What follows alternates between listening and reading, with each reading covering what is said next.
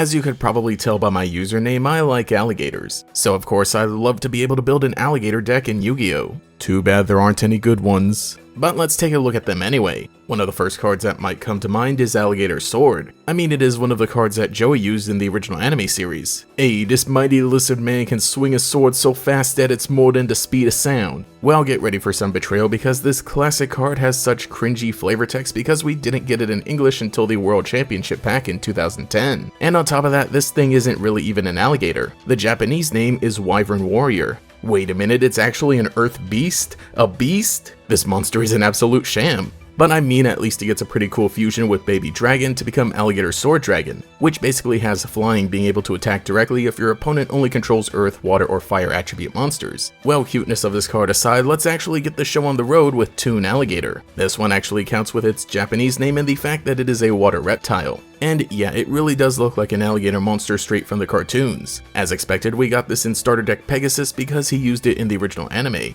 Unfortunately, with this being a normal monster with low attack and limited utility, it doesn't even have a whole lot going for it. On the bright side, it doesn't have the same restrictions of the other Toon monsters. And now comes the big boy Cybertech Alligator, a level 5 vanilla with a whopping 2,500 attack. Even though it didn't come out until Starter Deck Jade and Yuki, it's still a pretty decent tribute summon in terms of older Yu-Gi-Oh! Basically on the same level as Summon Skull. Oh, but not so fast, turns out this thing's Japanese name also had it listed as a wyvern, and so it doesn't even count. And the English flavor text says that it was originally a pterodactyl, and in the newer printings it has to distinguish that it's not even a cyber card because that's an archetype now. It's Frog the Jam all over again. Before we move on completely from the normal monsters, there is also Crocodile.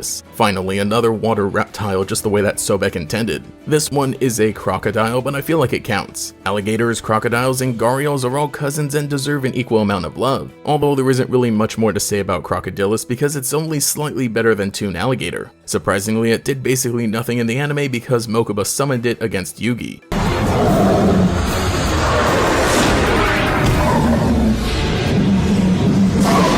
Now that we've basically moved on to the GX era of Yu-Gi-Oh, we can start to pick things up. Here we meet Lion Alligator, Spawn Alligator, and Dark Alligator. These were monsters used by Jim Cook in the manga rather than the fossil monsters he used in the anime. And because of this, these cards didn't get printings until later on, with Lion and Spawn releasing in Legendary Collection 2, and Dark Alligator releasing in Ghost from the Past 2. Lion Alligator has 1900 attack points, making it a pretty strong level 4 monster. But it doesn't do much aside from inflicting piercing battle damage as long as you control another reptile. While it might look a bit funny having a main, I think it's a good way to have it stand out as a monster. Spawn Alligator is a level 5 with 2200 attack, and if tribute summoned using a reptile, allows you to summon the monster tributed for its summon during the end phase. Honestly, not the best because reptiles never had a consistent tribute summoning engine, though I get that it's meant to combo with Lion Alligator if it was able to survive on the field for a turn. Lastly, Dark Alligator, a level 8 with 2500 attack. But you can summon it using only one tribute as long as that monster is a reptile. When summoned, it spawns alligator tokens equal to the number of monsters tributed for its summon. Its second effect is that if it's destroyed by an opponent's card effect, you can add one reptile monster from your deck to your hand except a copy of itself. Honestly, not a bad card, it's just that it came out way too late. And like I said before, reptiles never really had a consistent means of getting monsters on the field to tribute.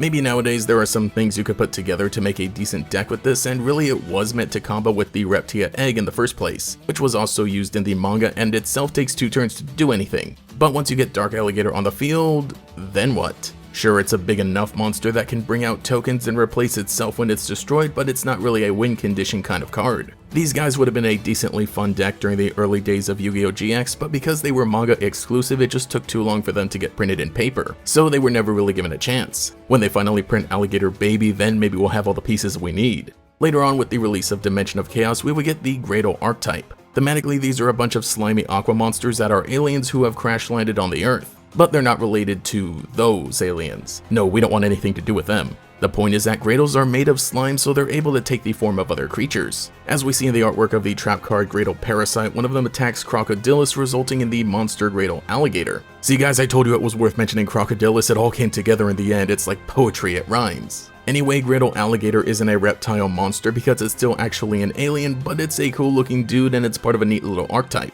While Gradles allow you to take control of your opponent's monsters when they're destroyed, basically infecting them like a parasite, their boss monster, Gradle Dragon, has the various monsters combining into one with their copied attributes contributing to the dragon appearance. The alligator part forms the head. I'd love to talk about Gradle some more at another time, but as far as the alligator monsters go, that's basically the end.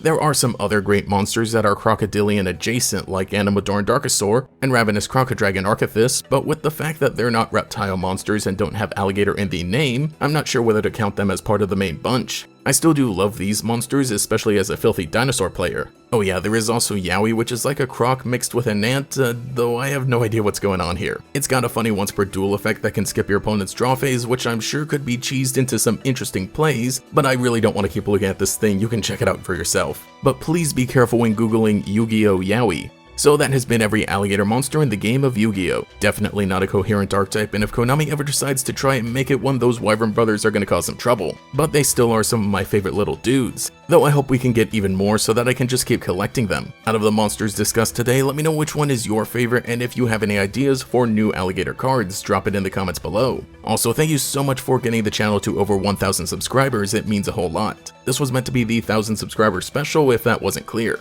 Anyway, this is GatorX, I'll catch y'all later.